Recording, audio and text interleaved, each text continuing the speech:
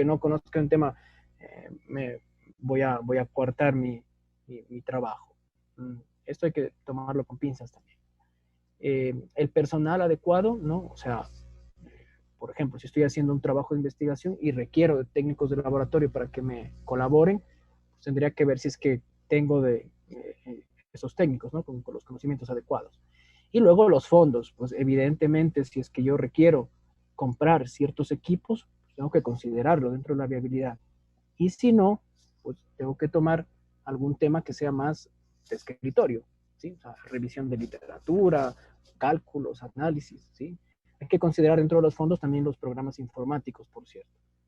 Sí, hay algunos que no se los puede conseguir en versión estudiantes, que es posible que sea necesario adquirirlos, y eso obviamente tenemos que colocarlo. Si estoy haciendo una investigación, por cierto, y voy a publicar en una revista que tiene un cierto costo, ya habíamos hablado de que hay revistas que pueden costar $1,000, $2,000 o más para poder publicar, tengo que considerarlo. ¿Sí? Si no, pues tendré que buscar alguna otra alternativa. Aquí nos hace un pequeño test. Una pregunta de investigación es una pregunta clara y específica que forma la base de su proyecto de investigación. Abajo damos 3 ejemplos de preguntas de investigación. Identifiquen la que es más específica, la que nos dice más, la que nos deja claro. Por ejemplo, dentro del tema de software, ¿no? Primero, esa es una pregunta, ¿no? De investigación. ¿Existe una solución óptima para predecir los costes de desarrollo de software? Segundo, ¿cómo predecir los costes de desarrollo de software? Tercero, ¿existe una solución para predecir el desarrollo de software? ¿Cuál de ustedes creen que de estas preguntas que es más específica? Alguien me escribe aquí en el chat. Luis Hernández dice, ¿no? Esta no, nos dice aquí el texto, ¿no? Esta no es la más específica de las 3 preguntas. Intente de nuevo. ¿Sí? La 1, veamos. Correcto. Hay 3 elementos específicos en una pregunta. Por ejemplo, aquí, solución óptima para predecir los costes y dentro del desarrollo de software. Las otras preguntas no son tan específicas como esta. Para mayor orientación sobre la pregunta de investigación en ingeniería informática, pueden encontrarlo en la siguiente dirección.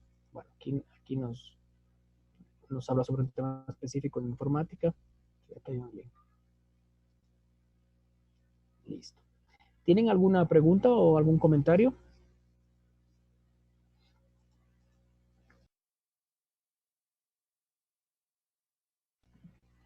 No, por ahora todo va bien. Muy bien.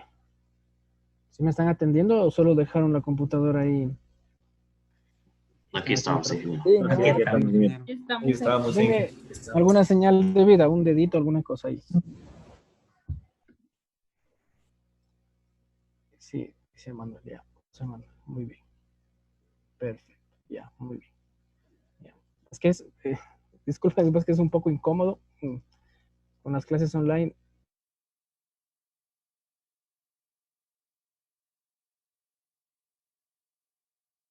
Y claro, como todos estamos silenciados, todos están silenciados, entonces, bueno, siempre ir recibiendo alguna retroalimentación.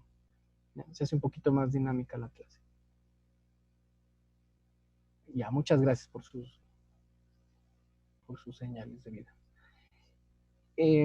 Vamos a continuar entonces. Voy a abrir las siguientes.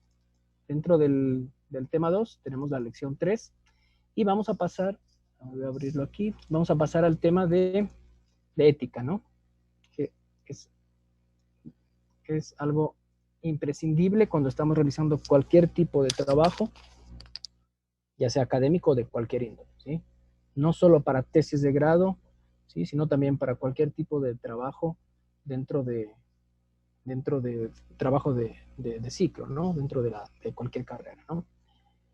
Entonces vamos a hablar sobre ética. Este es el archivo comprimido 2.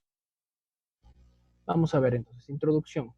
La ética es un tema muy importante en la investigación. Es peligroso asumir que todos los investigadores saben sobre ética o que trabajan éticamente. ¿Sí? Al respecto de esto, antes de que me olvide, por ejemplo, ahora hay una asignatura dentro de la nueva malla que se denomina deontología. La deontología es una asignatura que estudia la ética dentro de nuestro campo de estudio, por ejemplo, dentro de la ingeniería, ¿no? Entonces eso ya ahora ya se da en primer ciclo. ¿Sí? Me parece algo totalmente adecuado. Consideren los siguientes fragmentos de estudio sobre problemas éticos en la investigación. Veamos, por ejemplo, estos fragmentos. Dice, la mala conducta en la investigación, fabricación, falsificación y plagio es un problema insidioso en la comunidad científica de hoy en día, con la capacidad de dañar la ciencia, los científicos y el público. ¿Sí? Aquí tenemos el enlace a esta publicación. Miren lo grave que es, según este autor. Veamos otro. Los niveles de mala conducta parecen ser más altos en el pasado. Esto se puede reflejar y hacer un incremento en la incidencia de fraude o un mayor esfuerzo por parte de las revistas para regular la literatura. Aquí también tienen ustedes el enlace. El porcentaje de artículos científicos retractado quiere decir que yo envío un artículo, si ya se ha publicado, ya otras personas posiblemente lo han citado, lo han leído, etcétera, etcétera, y resulta que por algún problema ético, si por ejemplo alguien se da cuenta que yo copié ciertas partes, ¿no? O los resultados, o hice algún plagio, o alguna conducta que no sea ética, que vamos a ver a continuación cuáles son esas conductas, ¿sí? Y entonces ese artículo puede ser retractado, puede ser retirado de la revista, con graves implicaciones para la persona que publicó. ¿Sí? Puede obviamente eso dañar su carrera académica, ¿no? Por ejemplo, dice, el porcentaje de artículos científicos retractados debido al fraude se ha incrementado 10 veces desde 1975, algo también bastante grave. Más luego les pongo un ejemplo que me pasó dentro de la carrera. La ética trata sobre el bien y el mal. Antes de que hablemos sobre ética en la investigación, vamos a considerar algunas faltas a la ética que pueden suceder en otros ámbitos, es decir, en cualquier ámbito de la vida, no solo en el ámbito académico. Veamos el primero, por ejemplo. Un tendero astutamente cambia la fecha de caducidad de los productos alimenticios para poder mantenerlos más tiempo en el anaquel. Esto, aparte de que es ilegal, ¿no? Es inmoral y obviamente no es ético, ¿no? Esto es falsificación de datos, ¿sí? Tenemos que diferenciar los diferentes tipos de conductas no éticas.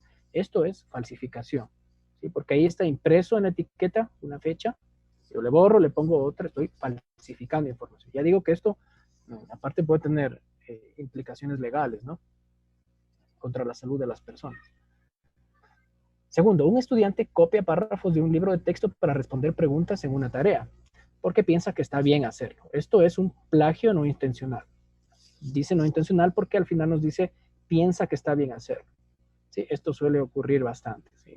El ciclo pasado tuvimos algunos inconvenientes porque yo las asignaturas que tenía, que son física y termodinámica, les ponía algunas tareas sencillas, semanales, ¿sí? Eran unos foros, pero bastante fáciles. Tenían que leer relacionado a la ingeniería y colocar ahí su criterio, su opinión, o poner ejemplos. Por ejemplo, les puse que ponga algunos ejemplos de transferencia de calor en la asignatura de termodinámica, por ejemplo. ¿Ya? Ahí se explica transferencia de calor, pero de manera muy general. No es como en las asignaturas de transferencia, ¿no? Entonces, bueno, ellos cogieron y copiaron la gran mayoría de un blog por ahí. Entonces, todo el mundo tuvo 0, por ejemplo. ¿Sí? Están copiando, o sea, no han hecho ningún trabajo. Han metido en Google, ejemplos, enter. ¿Qué trabajo es ese? O sea, no tiene ningún sentido. ¿Ya? Un estudiante no estudió para su examen y copia las respuestas de su compañero cuando nadie lo ve. Esto es un plagio que sí es intencional. ¿Ven la diferencia? Esto se llama plagio intencional. El anterior, pues, esta persona no sabía que estaba haciendo algo no ético, es un plagio, pero bueno, es no intencional, ¿no? Que igual es plagio, ¿no?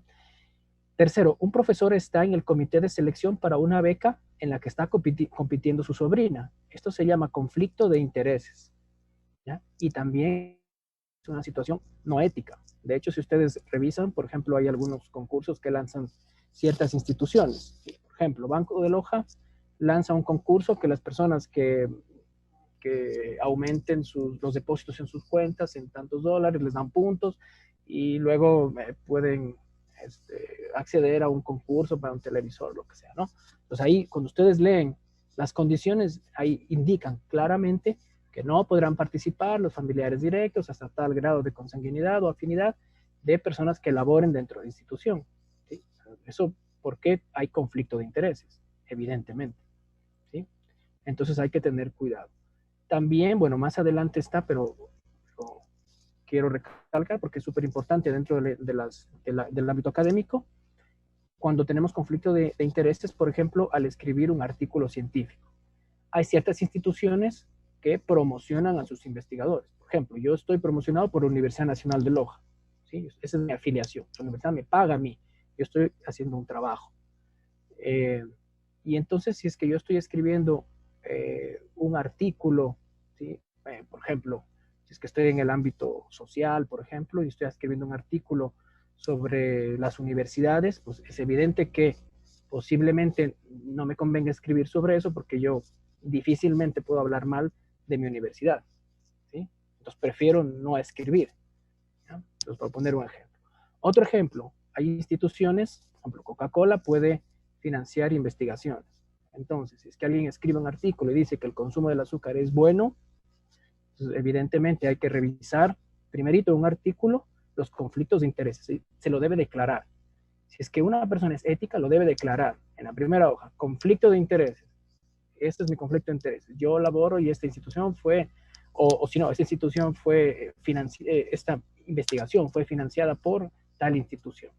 Y entonces, de acuerdo a eso, también se podrá ver que hay muchos artículos, sobre todo dentro de la industria alimentaria que estoy hablando, también en otros ámbitos, pero he leído bastante sobre la industria alimentaria, que colocan cosas que evidentemente son discutibles.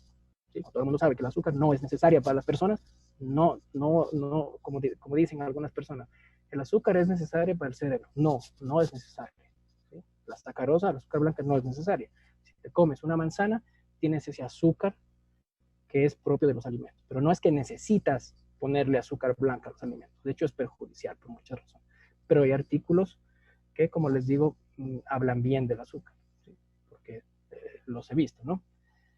Eso es un ejemplo del conflicto de interés. Entonces hay que tener cuidado porque, como digo, hay algunos artículos que tienen muchos conflictos de intereses y están publicados y no han sido retractados.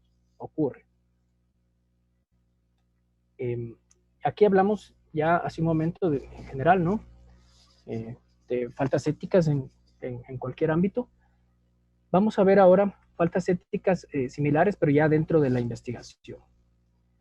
Aquí nos proponen algunos ejemplos. Un investigador presenta ideas o resultados de otros artículos publicados como si fueran propios, en vez de citar a los artículos. Esto es plagio intencional. Yo siempre debo citar.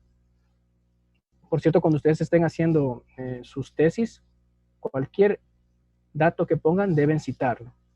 ¿Sí? Si ustedes ponen, por ejemplo, siempre ocurren las tesis. Yo he estado en muchos tribunales y les estoy dando más que clases como sugerencias para que ustedes salgan bien de todo este proceso de la tesis, ¿no? Yo les doy sugerencias. Siempre suelen colocar algunos datos, siempre, por ejemplo, datos de clima, de temperatura, para hacer cálculos, por ejemplo, de transferencia de calor. Entonces, la temperatura en la hoja es 18 grados. Entonces, lee el tribunal, ¿y de dónde sale este dato? No lo han justificado, se lo inventaron o le preguntaron a un familiar o leyeron una página del INAMI. ¿De dónde sale ese dato? Todo tienen que ustedes siempre justificar todo lo que ponen ahí, ¿sí? Y si es que van a poner de manera textual, ponerlo entre comillas. Yo no me puedo copiar una página entre comillas, porque aunque esté entre comillas, no es adecuado, ¿sí? Si es que yo tengo una gran información, tengo que resumirla y ponerla con mis propias palabras. Si es que voy a poner textual, que sea algún párrafo pequeño, y eso sí entre comillas. ¿Ya? Mucho ojo.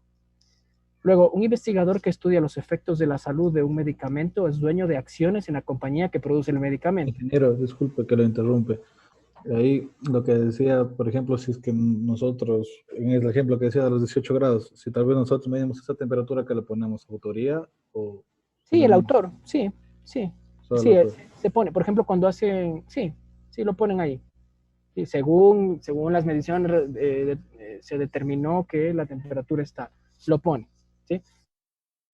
Yo les digo porque en los tribunales en los que he estado siempre ponen algunos datos que no se sabe de dónde salieron. O sea, tienen que justificar, ¿sí? los datos. O sea, no pueden, primero, obviamente nadie se va a inventar, es evidente que no se inventaron, que los pusieron porque de algún lado sacaron, ¿sí? Ya sea o porque preguntaron a alguien por su experiencia o porque leyeron en algún artículo, en algún libro, en algún boletín del INAMI, por ejemplo, pero pónganlo ahí, o sea, declárenlo ahí. Y obviamente dentro de la discusión, pues ahí, como su nombre lo indica, discuten. ¿Sí? Este dato, si bien es referencial en base a tal entrevista que se le hizo a tal persona, pero se lo ha considerado por falta de datos, lo ponen ahí. Si ustedes lo declaran, no hay ningún problema. ¿Sí? Aunque ustedes sepan que no es que esté tan bien, pero lo toman como referencia y lo ponen ahí dentro de la discusión, no hay problema, ¿sí? Porque lo están declarando. Entonces el tribunal va a, bueno, ya, nada.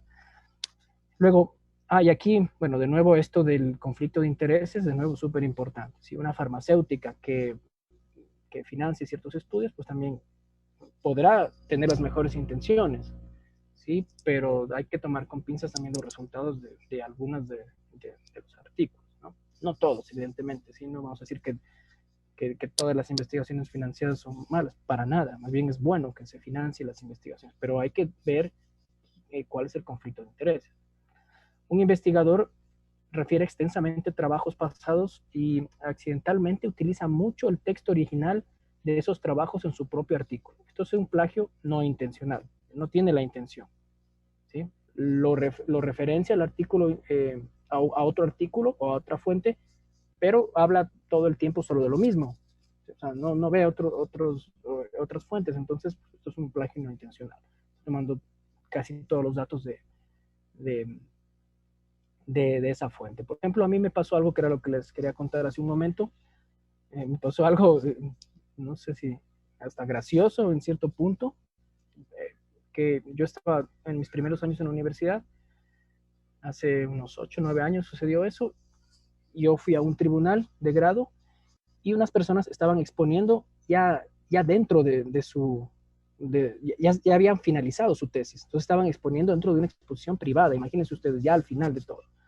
Y comienzan a presentar los datos y mucho de la información que tenían ahí era de mi tesis. ¿Sí? O sea, yo no sé cómo ellos se consiguieron en Word mi tesis, porque habían muchos datos ahí editables, tablas y todo, imágenes.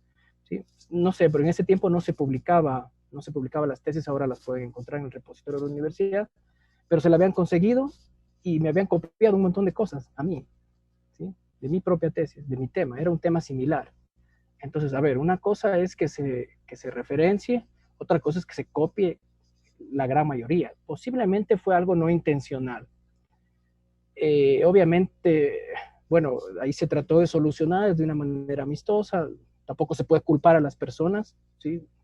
Directamente sin investigar, o sea, a simple vista parecía eso, ¿no?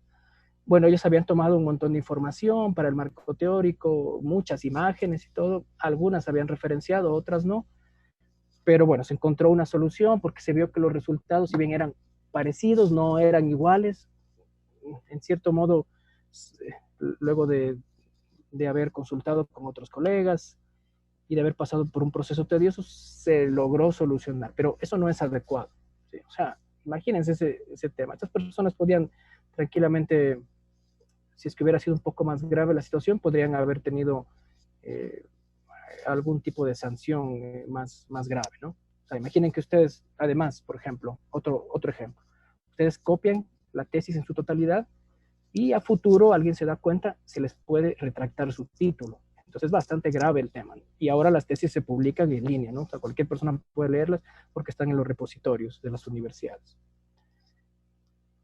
Otro ejemplo, un investigador cambia los datos obtenidos en su experimento. Ingeniero, disculpe que le interrumpe nuevamente. Sí. Ingeniero, disculpe que lo interrumpa.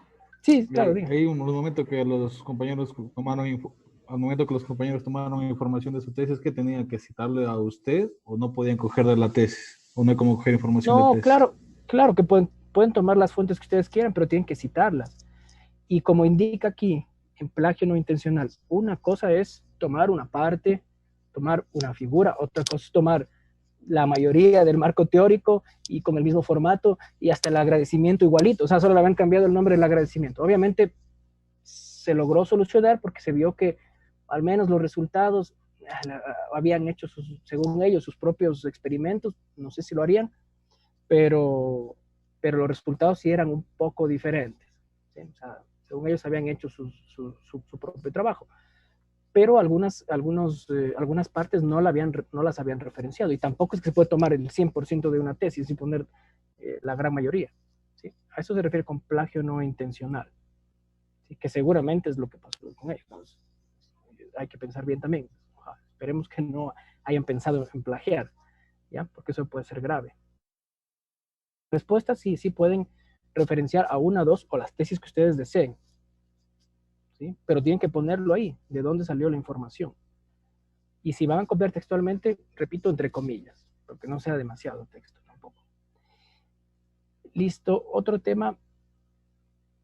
Un investigador cambia los datos obtenidos en su experimento para que la pregunta de investigación sea respondida. Esto evidentemente están falsificando datos, esto es totalmente prohibido, ¿sí? O sea, no tiene sentido.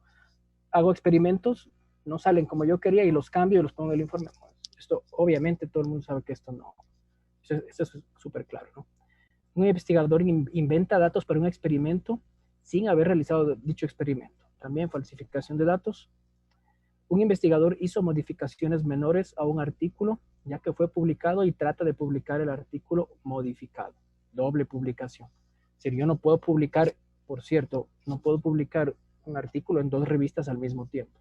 Ni las puedo enviar al mismo tiempo para su revisión. No puedo decir,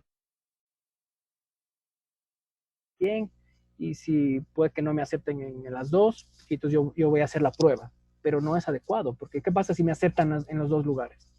¿Sí? Entonces no se puede hacer doble publicación. Aunque podría haber personas, ¿sí?, como indica aquí, que tienen el mismo artículo, algo le maquillan un poco el título por ahí, algo le cambian para volverlo a publicar. Eso se llama doble publicación y es inmoral y puede ser retractado el artículo. Vamos a ver aquí. Falsificar significa modificar algo, mientras que fabricar significa inventar algo. ¿Sí? Y aquí con estos ejemplos que tenemos, ¿no? En esta lección hablaremos sobre los problemas éticos, excepto el plagio. El plagio será cubierto en otra lección.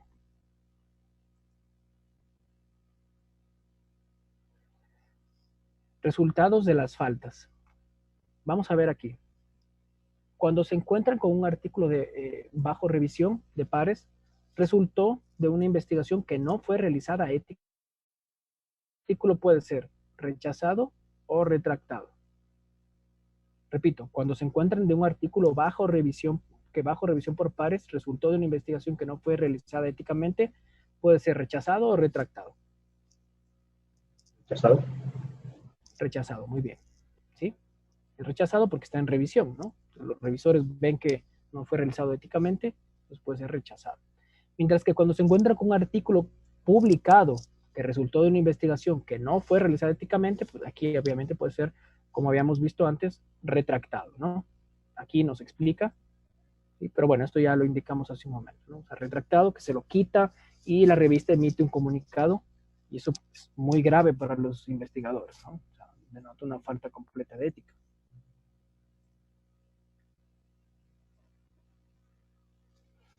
Bien, veamos aprobación de la investigación.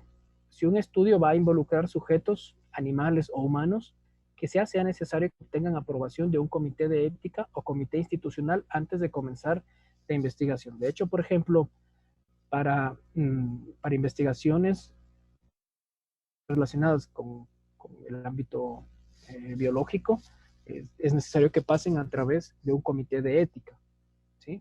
Eso es obligatorio y generalmente lo deben hacer tanto las instituciones de educación superior como cualquier otro tipo de institución. Por ejemplo, hay instituciones públicas que hacen investigaciones médicas, por ejemplo, ¿sí? Hay ciertos temas polémicos, ¿sí? Temas, por ejemplo, a ver, algo fácil de explicar. Por ejemplo, gente que investiga sobre ciertos medicamentos en animales, por ejemplo. Entonces ahí debe ir un comité de ética.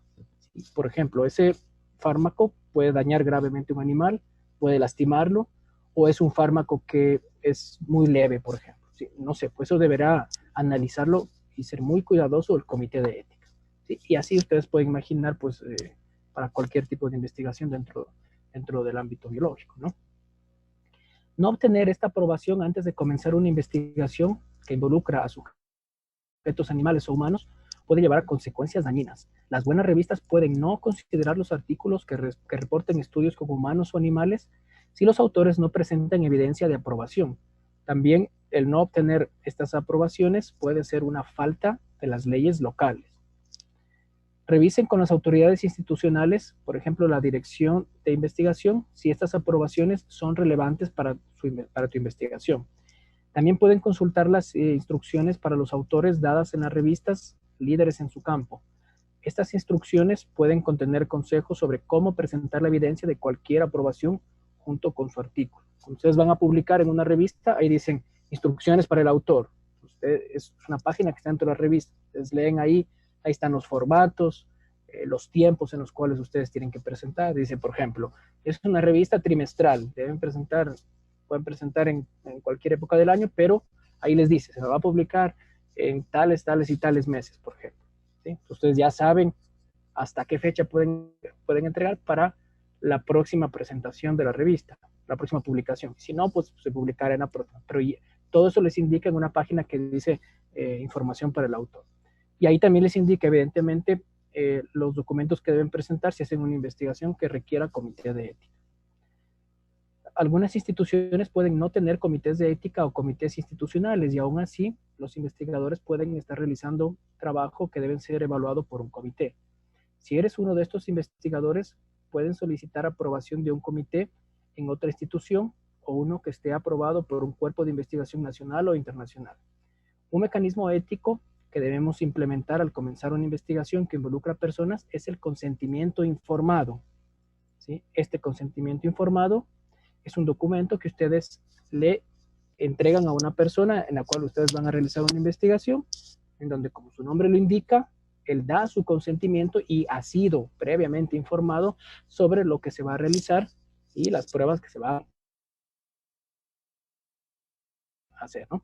El consentimiento informado es un documento informativo en donde se invita a las personas a participar en una investigación. Para más detalles, visite el siguiente enlace. Bueno, aquí tienen un enlace. Les puedo poner como ejemplo que, bueno, yo cuando estudié en Valencia, en España, se hizo un llamado para hacer una investigación psicológica. Entonces, ahí era algo bastante sencillo, ¿no? En cuestión de una hora, se pagaba, era poco, ¿no? 5 euros, ¿sí? Y no iba a tener ninguna consecuencia en la salud de las personas. Entonces, yo un poco por curiosidad fui, entonces ahí decía, usted puede retirarse en el momento que desee, sin ninguna pregunta, no le vamos a preguntar ni nada. Si se siente mal, retírese. Entonces fui, me pagaron, ingresé aquí, me pusieron unas como gafas de realidad virtual y tenía que ir siguiendo un camino, ¿sí? Y luego contestar unas preguntas. Resulta que yo muy inútilmente me mareé, estuve poco tiempo y tuve que retirarme. Entonces no hay ningún problema. Aquí me retiré, igual me pagaron, sí, pedí disculpas, dijeron no hay ningún problema. Entonces miren, por ejemplo, eso es un consentimiento informado. Previamente yo sabía que era algo que no era peligroso, que no tenía ningún inconveniente desde el punto de vista moral, de decir, me voy a retirar. No, porque me mareé y se acabó el tema. ¿Ven? Y de la misma manera, entonces, cuando ustedes realicen cualquier trabajo de investigación que requiera, pues tienen que colocar el consentimiento informado. Por ejemplo, cuando se envía, hay algunas encuestas que se realizan dentro del ámbito sociológico, por ejemplo, o de cualquier otro ámbito, no solo sociológico, ¿sí? Pero he visto últimamente que han enviado, por ejemplo, hay investigaciones que hacen las universidades por el tema del COVID, ¿no? ¿Cómo se sienten las personas con el tema del estrés, cómo están manejándose psíquicamente y todo eso, ¿no? Y entonces envían ahí el consentimiento informado antes de llenar una encuesta. Y ahí indican todos los aspectos. Entonces, todos los datos serán anónimos. O, si no, indica, sí se guardará su número de cédula, pero será solo para temas investigativos. O sea, todo lo que tengan que decir lo indica ahí. Si la persona quiere, continúa, por ejemplo, esa encuesta, ¿sí? Por eso es consentimiento informado y, como les digo, es muy importante que ustedes lo realicen cuando están haciendo cualquier tipo de trabajo. ¿Tienen alguna pregunta? Hasta aquí vamos a quedar. ¿Tienen alguna pregunta? No, ingeniero.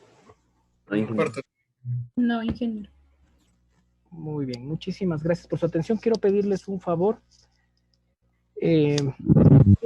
quiero hacer un... Tengo que tomar una captura de pantalla de fin de clases. Un segundo nomás. Bien, quiero pedirles un favor. Voy a generar un documento de Google, ¿sí? Una hoja de cálculo de Google. Les voy a enviar el link para que ustedes me ayuden poniendo ahí sus temas de sus proyectos, ¿sí? Porque quiero ir actualizando eso. Si no, me toca descargar los documentos porque no me permite copiar online dentro del EVA. Me toca descargar. Ustedes son bastantes, creo que están alrededor de 30, no recuerdo exactamente el número, pero me toca descargar todos los documentos, ir copiando y pegando, y se me hace bastante tedioso. Entonces quería yo tener ese documento porque ahí yo voy a ir poniendo nombres, número de cédula, los temas de sus trabajos, y vamos a ir poniendo ahí algunas notas respecto a los avances que yo tengo la obligación de ir revisando constantemente. ¿Ya? Con la otra asignatura de proyecto, lo hice de manera fácil, porque son 4, 5, 6 grupos, pero con ustedes son bastantes y se me hace bastante tedioso y se lo puedo solucionar de esta manera. ¿Ya? Entonces ya les escribo ahí en el chat, les envío para que me ayuden con esa información y a futuro cualquier otra información que se requiera. Pedirles también que ustedes continúen con la revisión de sus propios temas y consulten un poco más de bibliografía para que puedan ir planteando, ¿sí? En los próximos días vamos a tener que presentar otro avance. No podemos ir revisando cada uno de los temas, ¿no? O sea, no podemos tener tema, luego antecedentes, luego introducción, luego objetivos, porque son, como les digo, son bastantes, ¿no? Entonces no me da tiempo para revisar. Entonces lo que vamos a hacer es avanzar hasta cierto punto, ¿sí? Y luego sí ir presentando, ¿sí? Porque si no, no me da tiempo. Tengo 4 asignaturas. ¿Ya? Entonces yo ya les voy a ir avisando en el chat. Listo, nos vemos la próxima semana. Que pasen muy bien, hasta luego, cuídense mucho. Hasta luego, gracias.